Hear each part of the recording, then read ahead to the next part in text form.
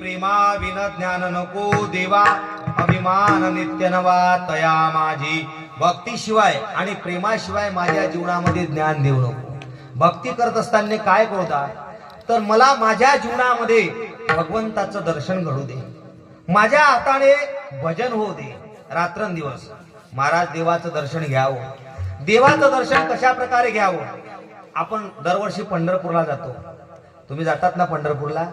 हा, सर्व जागे आहेत ना? नाही, थंडीच्या मुळे शांत बसले बर का, आहे का नाही? सर्व पंढरपूरला जातो आपण. पंढरपूरला गेल्यानंतर देवाचं दर्शन करतो ना? हा, करतो की नाही? वारीमध्ये देवाचं दर्शन करतो. काही लोक बिना दर्शन केल्यानं येत असल, येतात ना? हो म्हणत जा.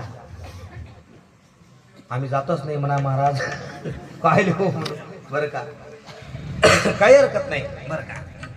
आपण या ठिकाणी महाराज जात असताना पंढरपूरला जातो. पंढरपूरला झाल्यानंतर 18 प्रकारचे दर्शन सांगितलेले आहे. किती? 18 प्रकारचे. आता 18 प्रकारचे नेमके कोणते दर्शन आहे?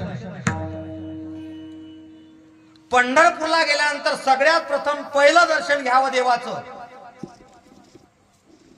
देवाच्या अंगाला मिठी मारावी. काय मारावी? मिठी मारावी. महाराज एवढं साधा आहे का मिठी मारणं? मुख्यमंत्र्याला मिठी मारायला नाही भेटत एकादशीच्या दिवशी, तुम्हा आम्हाला मिठी मारायला भेटल का? सगळ्यात प्रथम दर्शन सांगितलेलं आहे.